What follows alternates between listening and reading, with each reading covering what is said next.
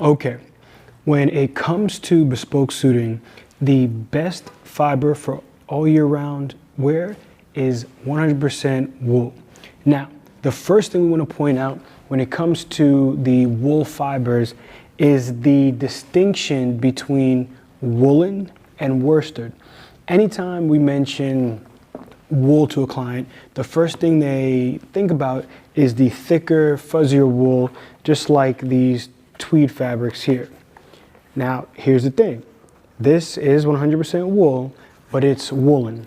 It's a carded, it's a thicker, fuzzier fiber that is, of course, best for cooler months and allows us to make some amazing tweed sport coats and suits out of.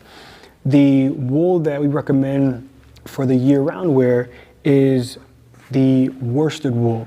Now, worsted wool is the finely spun combed wool that leads to a very smooth, a very soft feel when the fiber is finished. Now, the first thing that I want to talk about when it comes to worsted wool is the thread count. Very similar to sheets, the higher the thread count in worsted wool, the more luxurious the fabric, the softer the fiber, but it also leads to a more delicate fiber, which is why you want to go ahead and navigate your clients to a lower to medium range thread count when it comes to their year-round suiting.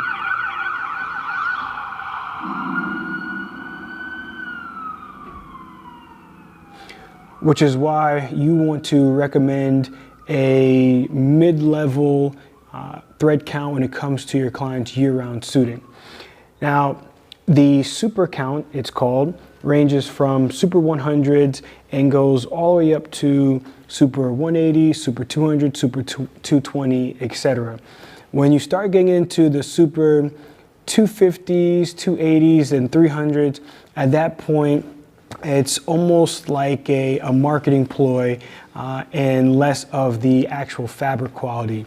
But I always like to say that when it comes to the thread count, you can think of your first tier of threads, the thread count, as your workhorse suits. So that's your super 100s up to super 140.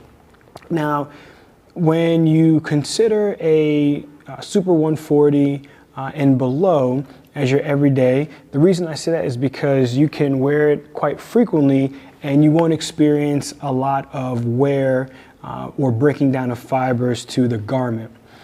When you start to get up into the super 150s, super 160s, that's when you're on a point of being a very nice garment that can be worn once in a while, but not every day, but it's not too delicate of a fiber or too fragile or elegant that it's only used for your dinner jacket or tuxedos. When it comes to those formal pieces, a super 170, super 180, super 200 is a fantastic fiber to consider. The reason being, as you listen to the elevation or increase in thread count, the way you get a more delicate or softer fiber is if you think about, just let's say we have this rectangle worth of space. Let's say there are 100 individual fibers, right, or microns of thread in this space. That's going to give us a certain feel when it comes to the texture of that fabric. If we were to splice those fibers and now we end up with 180 or 200 in that same amount of space, the fibers have multiplied or they've been spliced up, and because of that, they are more delicate. So in that same space, you almost get more volume of the same, we'll say, weight of the fabric, but it just gives you a softer feel. That's why it's a more elegant fiber, and it's more delicate because that fiber, which is previously maybe this thick, now it's this thin, and it's more delicate in terms of the individual strands. So if you have a super 180, super 200 dinner jacket and you wear it quite often, you could literally experience wear marks in those high contact areas like in the elbow. So just take that into consideration. Now, when it comes to the weight of the fabric, it's measured in grams per square meter. Often you'll see it as GSM or GM, and so that helps to identify the type of wear we're looking for, whether it be climate, seasonality, you name it. The average weight for a year-round suit or sport coat is going to fall between the 265 to 285 grams per square meter range. Now, if we were to go below the 265 range and start getting into 240s, 220s, and even 200 in a grams per square meter weight, then you find yourself dealing with a summer wool.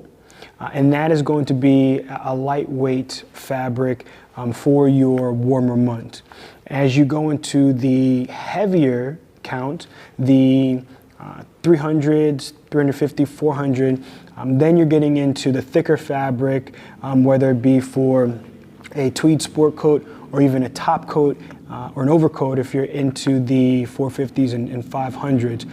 Those thicker fibers are perfect for the cooler months. Now, there's one important factor when it comes to worsted wool, and that is the benefit. Anytime we are educating our clients on having a bespoke suit crafted out of worsted wool, we always want to let them know that it wicks away moisture, it regulates body temperature, it has natural stretch to it, and it's also wrinkle resistant. If you think about it, it's a natural fiber that has come straight off of the sheep's back, and so they are out in the fields and they're able to navigate through the climate and the natural weather. And so when these fibers are taken, spun, and then crafted into your garment, it remains, or it still has some of that same beneficial factors.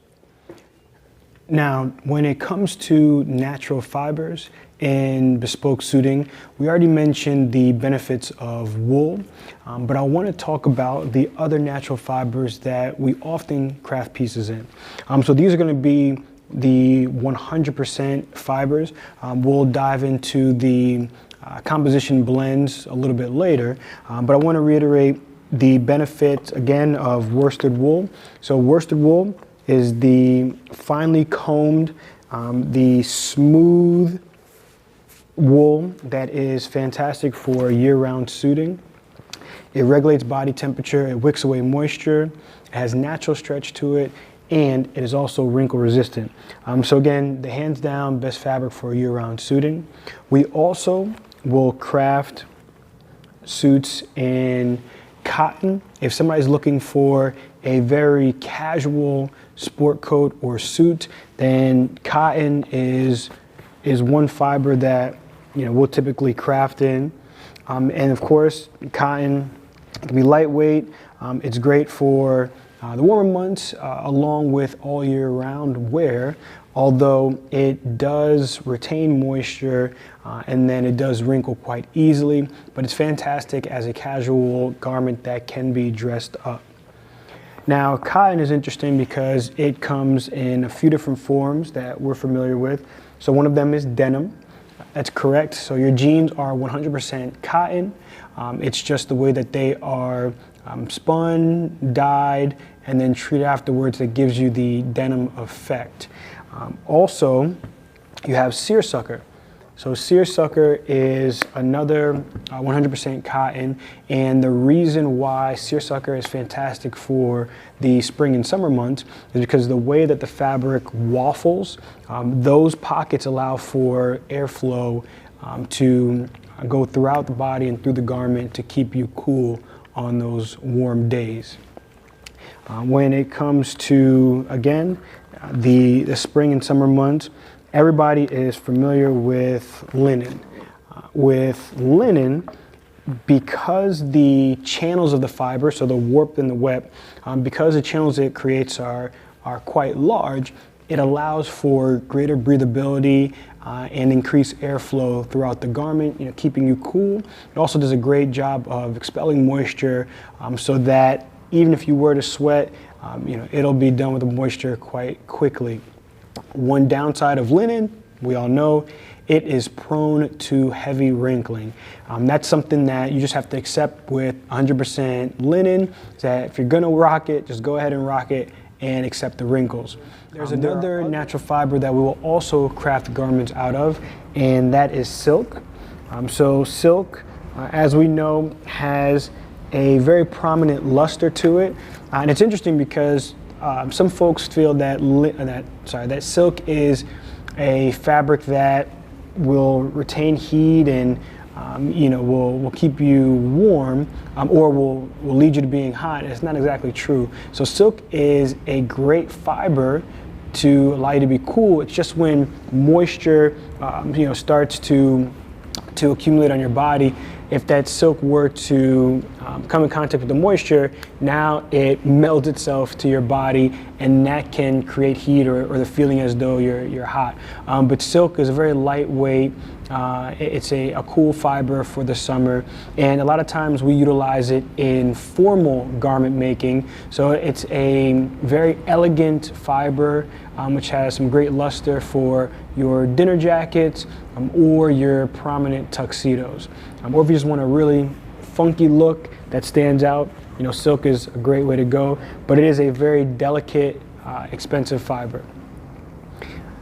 Another 100% fiber that we will utilize in crafting pieces is cashmere.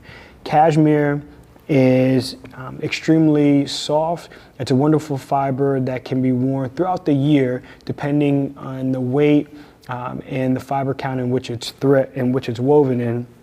And cashmere from the cashmere goat is just a beautiful fiber that can be crafted in suits, that can be used to be crafted in sport coats, and even in top coats.